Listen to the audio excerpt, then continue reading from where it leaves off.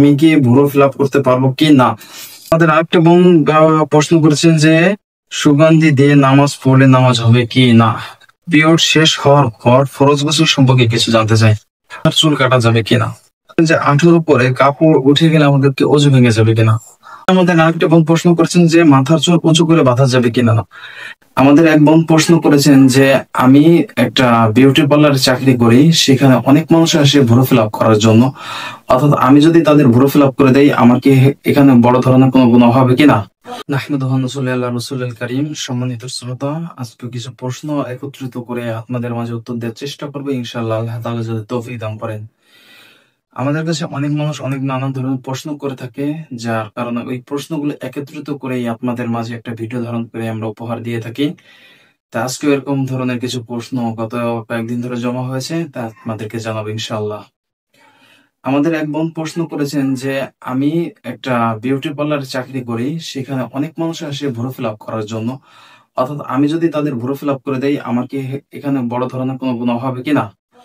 এখন দেখা যাচ্ছে কি আপনি এখন গুনাহ হবে আল্লাহ তাআলার সৃষ্টিকে বিকৃত করাই একটা গুনাহ। এখন আপনি ওই গুনার কাজে সহযোগিতা করতেছেন। আপনি নানান ধরনের সমস্ত কিছু করতে পারবেন, যেগুলো শরিয়াতে সাপোর্ট আছে, অর্থাৎ শরিয়ার হুকুম আহকাম অনুযায়ী কাজ করা যাবে, সেগুলো আপনি করতে পারবেন। কিন্তু দেখা যাচ্ছে এখানে একটা হারাম কাজ, অর্থাৎ কবিরা গুনহার কাজে আপনি অংশীদারি হয়ে যাচ্ছেন। অর্থাৎ একটা কথাই আছে যে, বাংলা একটা প্রবাদ আছে যে মাছ মারো যে ভাগ এবং মাছ ধরেন নেই আল্লাহর একই ভাগ, এরকম একটা কথা। আর যে গুনহাটা করতেছে আপনি তাকে গুনহা করার জন্য সহযোগিতা করতেছেন।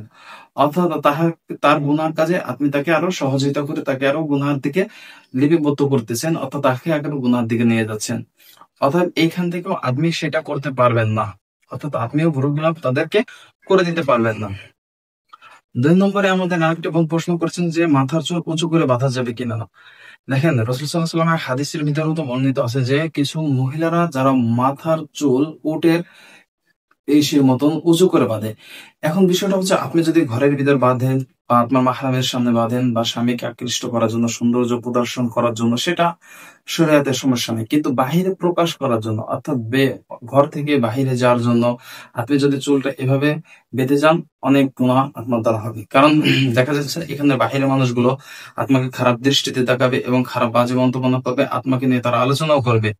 অর্থাৎ এটা আপনি ঘরের বাহিরে করতে পারবেন না, আপনি ঘরের ভিতরে আপনার স্বামীর সামনে, অর্থাৎ স্বামীকে সৌন্দর্য প্রকাশ করার জন্য আপনি করতে পারবেন। আমাদের আরেক ভাই প্রশ্ন করেছেন যে আঁঠুর উপরে কাপড় উঠে গেলে আমাদেরকে অজু ভেঙে যাবে কিনা। অর্থাৎ গিরার উপরে যদি আমার জামাটা উঠে যায় বা পায়জামা লুঙ্গি যেটা উঠে গেলে আমার অজু ভেঙে যাবে কিনা। আসলে না ভাই, অজু ভাঙবে না। অজু ভাঙার কারণ যে এই ৭টির ভিতরে যদি আপনি অন্তর্ভুক্ত থাকেন কোন একটি, তাহলে আপনার অজু ভেঙে যাবে। কিন্তু এটা হবে না। পুরো উলঙ্গ হয়ে গেলে অজু ভাঙে না, কিন্তু দেখা যাচ্ছে এখানে একটা আদবের খেলাফ এটাই, কিন্তু আপনার অজুটা ভাঙবে না। আমাদের আরেক বোন প্রশ্ন করেছে যে মাথার চুল কাটা যাবে কিনা। দেখেন, আল্লাহ তাআলার সৃষ্টিকে, আল্লাহ তাআলা যে জিনিসটা সুন্দর করে সৃষ্টি করেছেন, আপনাকে যেভাবে দেখলে ভালো সুন্দর হয় আল্লাহ তাআলা ওইভাবে আপনাকে সৃষ্টি করেছে। কিন্তু আপনি আল্লাহ তাআলার সৃষ্টিকে বিকৃত করলেন। অর্থাৎ দেখা যাচ্ছে কি আপনাকে দেখা যাচ্ছে একরকম, আপনি আবার আরেক রকমের কাজ করতেছেন। যদি কোনো ধরনের বড় রোগ হলো যার কারণে আপনার মাথার চুল কেটে ফেলতে হবে, সেটা একটা ভিন্ন কথা। অর্থাৎ আপনি চুলটাকে সামান্য পরিমাণে দেখা যাচ্ছে কাটা যাচ্ছে, যেমন আগাটা কাটে সেটা একটা। কিন্তু আপনার চুলটাকে আপনি এমন ভাবে কাটলেন, কেটে পুরুষের মতন আকৃষ্ট করলেন বা বেধর্মীদের মতন আকৃষ্ট করলেন, যেটা আপনার দেখা যাচ্ছে অন্যরকম বিস্মৃতি, বা পুরুষদের মতন দেখা যাচ্ছে, পিছন থেকে টের পাওয়া যাচ্ছে না। তারপর হচ্ছে কি বেধর্মীদের মতন আপনি স্টাইল করে চুল কাটলেন, এটা আপনার দ্বারা জায়েজ হবে না। অর্থাৎ বড় ধরনের কোনো রোগের জন্য আপনি সেটা কাটলেন, সেটা ভিন্ন কথা। আমাদের আরেক বোন প্রশ্ন করেছেন পিরিয়ড শেষ হওয়ার পর ফরজ গোসল সম্পর্কে কিছু জানতে চাই। আসলে এখানে দেখা যাচ্ছে কি আপনার যে মাসিক অর্থাৎ পিরিয়ডটা হয়ে যাবে, এটা হওয়ার পর অবশ্যই আপনাকে গোসল করে পবিত্রতা অর্জন করে তো হবে। এখন আপনি যদি ইচ্ছাকৃত ভাবে দেখা যাচ্ছে কি আবার কিছুদিন ওটা শেষ হওয়ার পর আপনি গোসলটা না করিয়া আপনি মনে করেন যে নামাজটা কাজা করতেছেন, অবশ্যই বললাম আপনার ওই নামাজের গুনাহ আপনার হতে হবে এবং ওই গুনাহগুলো অবশ্যই আপনি গুনাহগুলো হবে। আবার অনেক মানুষ আছে দেখা যাচ্ছে গোসলটা করতে বিলম্ব করে, আপনার পিরিয়ডটা শেষ হয়ে যাওয়ার সাথে সাথে গোসলটা সেরে ফেলবেন।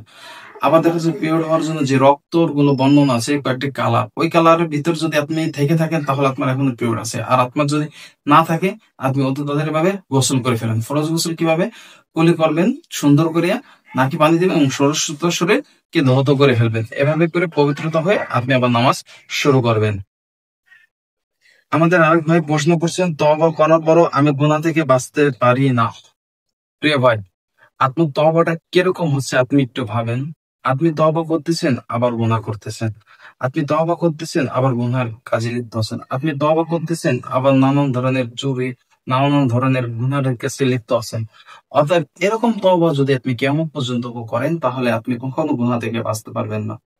গুনাহ করার আগে ৩টি কথা স্মরণে রাখবেন যে আল্লাহ তাআলা দেখতেছেন এবং আমার কাঁধের ফেরেশতাগুলো আমার গুনাহ লিখতেছে। মৃত্যু যেকোনো সময় হতে পারে। এই কথাটিকে মনে রাখবেন গুনহার সময়। আর তওবাটা এমন ভাবে করবেন যে গুনাহটা থেকে আপনি তওবা করবেন, আপনি নিয়ে একবারে সিংহর মতন এরকম ভাবে একটা হিম্মত করবেন যে আমার জীবন চলে যাক, আমি আর ওই গুনাহটা আর করবো না। অর্থাৎ তওবার জন্য অনেক ফায়দা। দেখেন তওবা যে ব্যক্তি বেশি বেশি তওবা করে আবার গুনাহ থেকে বাঁচে তাহা বলে মোস্তাজাব দোয়া হয়ে যায়। অর্থাৎ তারা দোয়া করলে দোয়া কবুল হয়ে যায়।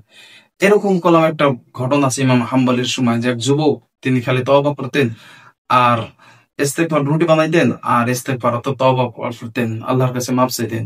তিনি কলম যে দোয়া করতেন সেই দোয়া কলম কবুল হইতেন।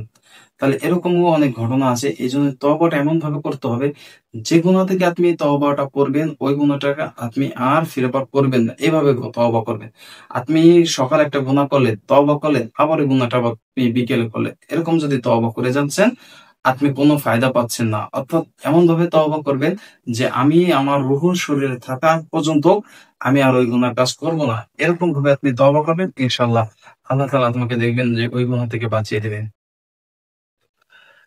আমাদের আরেকটা বোন প্রশ্ন করেছেন যে সুগন্ধি দিয়ে নামাজ পড়লে নামাজ হবে কি না? হ্যাঁ, নামাজ হয়ে যাবে, সমস্যা নাই। কিন্তু আপনার মাহরাম ব্যতীত তাদের সামনে আপনি সুগন্ধি ব্যবহার করতে পারবেন। আপনার দেখা যাচ্ছে বিষয়টা হচ্ছে কি আপনার স্বামীকে আকৃষ্ট করার জন্য বা সেখানে তাকে খুশি করার জন্য তার জন্য এটা সুগন্ধি ব্যবহার করতেছেন, এটা সমস্যা হচ্ছে না। কিন্তু যখন আপনি সুগন্ধি ব্যবহার করে ঘর থেকে বের হচ্ছেন বা মাহরাম ব্যতীত যাদের নাকে যাচ্ছে আপনি কলম গুনহারের ভিতর লিপিবদ্ধ হয়ে যাচ্ছেন, বড় তখন গুনাহ। দেখা যাচ্ছে ওই যে ঘ্রাণগুলো অন্যান্য পুরুষরা পাবে আপনি কলম জিনার গুনায় লিপিবদ্ধ হয়ে যাবেন। অর্থাৎ সুগন্ধি ব্যবহার করার জন্য এটাই মেন মাকসাদ যে আপনি নামাজের জন্য ব্যবহার করতেছেন ঘরের ভিতর, সেটা একটা আলাদা ব্যাপার। যারা মাহারাম, বেমাহারাম ব্যতীত তাদের সামনে যদি আপনি সুগন্ধি ব্যবহার করেন, তারা যদি ঘ্রাণ পেয়ে থাকে আপনি বললাম জিনার গোনায় লিপিবদ্ধ হয়ে যাবেন। অর্থাৎ এই সুগন্ধি ব্যবহার থেকেও আপনাদেরকে বিরত থাকতে হবে। এই জন্য এই সুগন্ধি ব্যবহারও কি করতে পারবেন শুধু ঘরের ভিতরে সামান্য জন্য, কিন্তু ঘর থেকে বের হওয়ার জন্য আপনি বললাম এটা করতে পারবেন না। এটা করা কলম অনেক ধরনের অনেক বড় গুনাহ। অর্থাৎ সুগন্ধিটা শুধুমাত্র সামান্য পরিমাণ ঘরের ভিতর স্বামীর সামনে ব্যবহার করতে পারবেন। এরকম আমাদের কাছে এই প্রশ্নগুলো আসছিল, এই প্রশ্নগুলোর উত্তর আজকে আপনাদের দিয়ে থাকলাম। আশা করি এই যে যেসব কথাগুলো বলা হলো এরকম কথা থেকে এইসব কাজের ভিতর যদি আপনি কোনো একটা থেকে থাকেন অবশ্যই আল্লাহ তার কাছে মাফ করবেন। আমাদের আরো একটি প্রশ্ন আছে, সেটা হচ্ছে কি আমি কি ভুরু ফিল আপ করতে পারবো কি না? আসলে না, এটা ভুরু ফিল আপ আপনিও করতে পারবেন না। ভুরু ফিল আপ করার জন্য আল্লাহ রাসূল থেকে লানত বর্ষিত হয় এসব ব্যক্তির পর্যন্ত, আর অনেক বড় ধরনের গুনাহ হয়ে থাকে। অর্থাৎ আপনি ভুরু ফিল আপ করতে পারবেন না। আর ভুরু ফিল আপ এটা আল্লাহ তাআলার সৃষ্টিকে আপনি বিকৃত করতেছেন। অর্থাৎ আল্লাহ তাআলা আপনাকে যেভাবে সৃষ্টি করছেন আপনি তার প্রতি সন্তুষ্ট নয় হয় আপনি অন্য ধরনের ভাবে করতেছেন। এই জন্য অনেক বড় ধরনের গুনাহ হয়ে থাকবে আর অনেক বড় ধরনের আপনার গুনাহ হবে।